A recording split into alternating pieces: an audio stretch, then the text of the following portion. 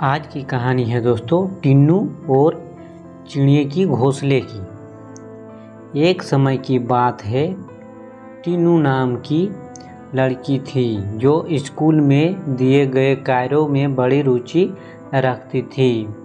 इस साल टिन्नू के स्कूल में गर्मी की छुट्टियां पड़ने से पहले उसकी टीचर ने सभी को विभिन्न पंछियों के चित्र दिखाकर चिड़िया पर निबंध लिखने के लिए कहा था। सभी बच्चों को स्कूल खुलते ही निबंध टीचर को दिखलाना था।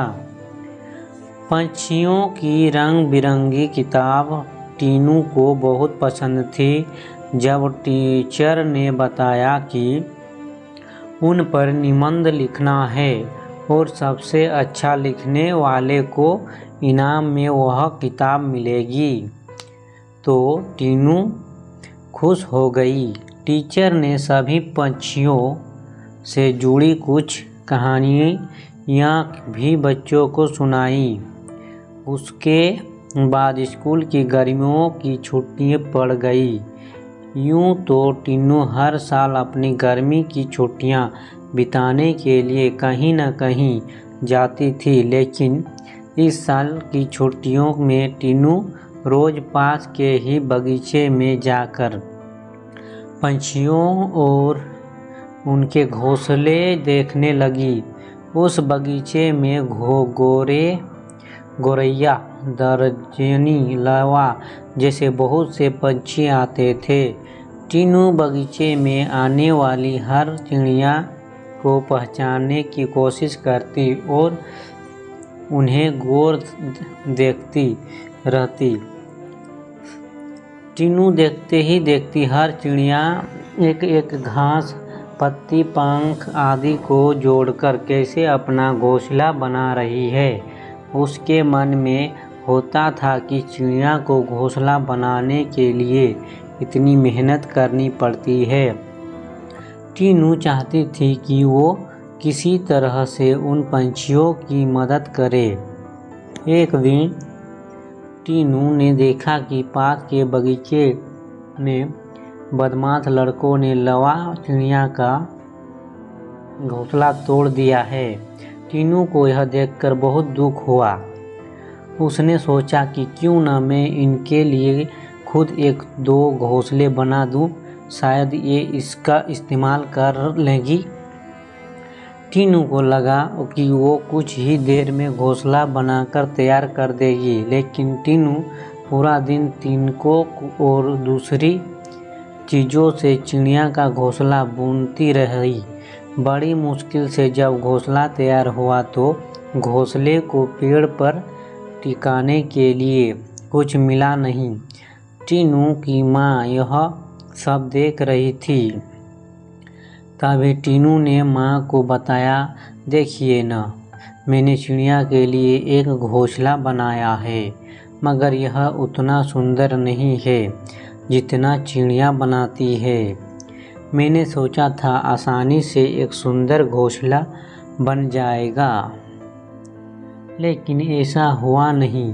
यह घोंसला अंदर से काफ़ी कठोर बन गया है। क्या आप इसे मुलायम बना देगी? किसी तरह से टिन्नू की माँ ने उस घोंसले को थोड़ा ठीक किया। उसके बाद टिन्नू ने उस घोंसले को धागे की मदद से पेड़ पर टिका दिया।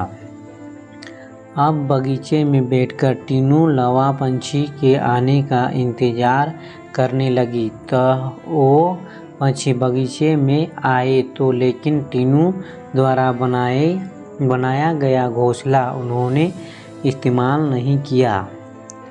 टिन्नू के साथ उसकी माँ भी बगीचे में आई थी।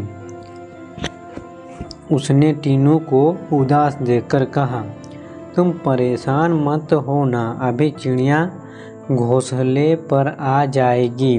तभी एक लावा पंछी ने आकर टिन्नू द्वारा बनाए गए घोंसले को तोड़ दिया। अब टिन्नू ने मुंह लटका लिया। तब उसे उसकी माँ ने समझाया कि तुम्हें दुखी नहीं होना चाहिए, देखो, तुम्हारे द्वारा इस्तेमाल की गई चीज़ों से ही लावा पंछी अपनी लिए घोंसला बना रहे हैं। हो सकता है कि इन्हें दूसरों का बनाया हुआ घोंसला पसंद नहीं आता हो।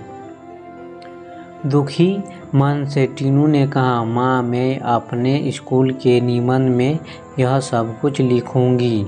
कुछ देर बाद टीनू ने कहा, माँ, अपने देखा कि लावा पंछी अपना घर झाड़ियों में बना रहे हैं।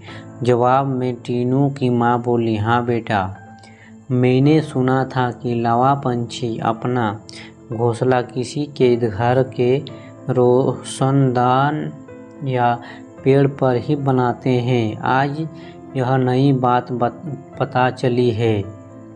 कुछ और दिनों बाद टीनू ने लावा पंछियों के बारे में एक और बात जानी कि वो सीधे उड़कर अपने घोंसले में नहीं जाते। घोंसले से कुछ दूर ठहरकर इधर उधर कूदते हुए वो अपने घोंसले तक पहुंचते हैं ताकि किसी को उनके घोंसले का पता न चले। थोड़े ही दिनों में स्कूल की गर्मियों की छुट्टी खत्म हो गई।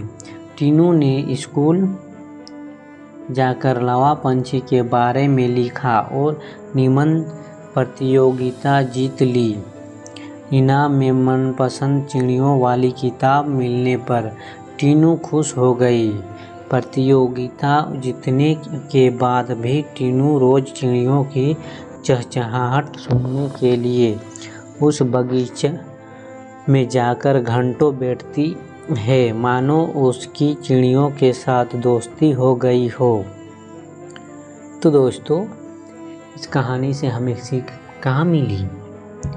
चिड़िया के घोंसले की कहानी से यह सीख मिलती है कि छोटी छोटी बात पर मन दुखी नहीं करना चाहिए। साथ ही आसपास की चीज़ों पर गौर करने से हमें काफ़ी कुछ नया जानने को मिलता है।